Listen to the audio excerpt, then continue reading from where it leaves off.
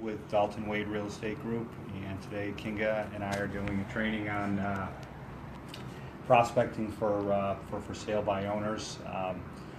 Chat a little bit more about that, kind of give you some insight into kind of what for sale by owners are able to do on their own, kind of what their mindset is, why they sort of choose to sell their property themselves, and kind of things of that nature. So basically, for sale by owners, they have a few options, some more extensive than others. So kind of the basic is they put a for sale sign. We've all seen them, the red and white signs, for sale by owner, their phone number.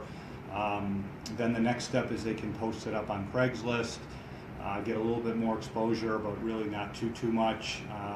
Then the next one is they can have their sign, Craigslist, and have their listing up on Zillow.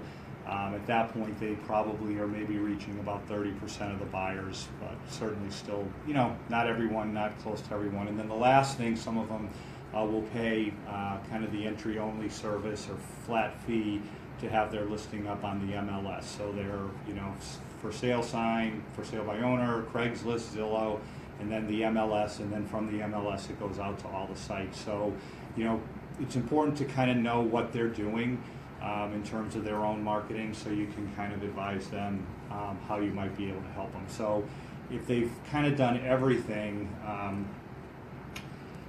it's a little bit harder, because they'll say, well, what can you do that that I'm not already doing? We'll talk about that in a second. So again, why do they sell their house on their own? Well, there's really a couple reasons. One, they've had a bad experience with a realtor before. It really turned them off to sort of working with a realtor. Those people, and then they also are looking to save money. That's usually the bottom line. That their calculation goes something like this: I'm going to sell the house for the same amount of money that the realtor is going to sell the house for. So therefore, why do I want to pay the 2.5% or 3% commission? And you have to kind of explain to them a little bit why that actually isn't the case. So if you think of it from a scale of like 1 to 10, 1 being the most adamant for sale by owner, if you call them and chat with them, it's really impossible. They're just not giving their listing to anybody. They're probably not offering a buyer's agent commission. They're just offering no commission to anybody whatsoever.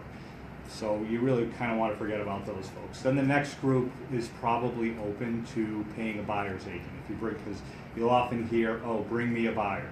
If you have a buyer, they'll say, well, I'll pay you something for that. And then, some of them also are just kind of trying it out. Let's see how this goes, and they find out it's a lot more work. They're not getting the results. So those are the ones that are paying a buyer's agent commission, and then the ones that are just kind of trying it out.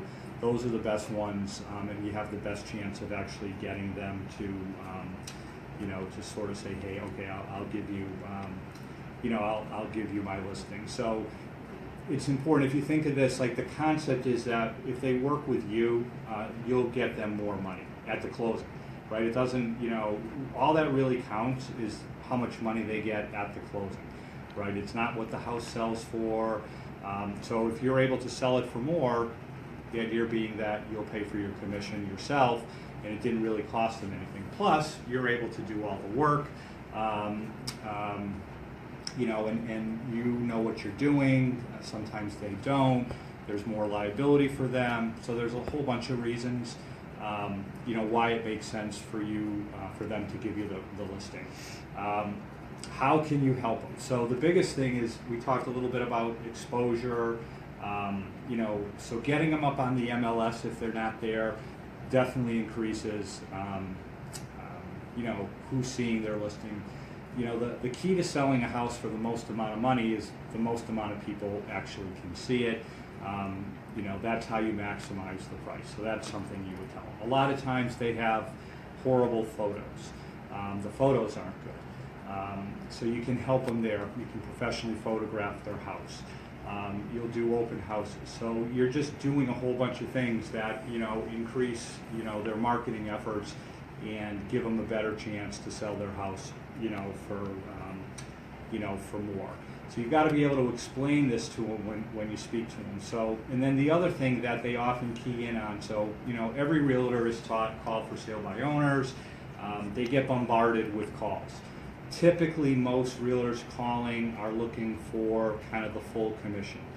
One strategy might be to, offer them on the listing side a little bit of a break to get the listing. And then, when you have the listing, the idea is that you can, meet some buyers, get some buyer leads, buyer clients out of it, so that even though so instead of paying Zillow or Realtor.com, you basically paid that for sale by owner by charging them a little bit less to get their listing. They really gravitate to that because, again, the reason why they're selling it themselves is to save money. So if you can save them some money, the commission isn't quite as great. You have a better chance of getting their listing. And then once you have the listing, you can use it to your advantage. Certainly your first goal is to sell their property, but a lot of times you'll just meet people. I mean, had fairly good experience and success off of my listings, meeting people to become my buyer clients.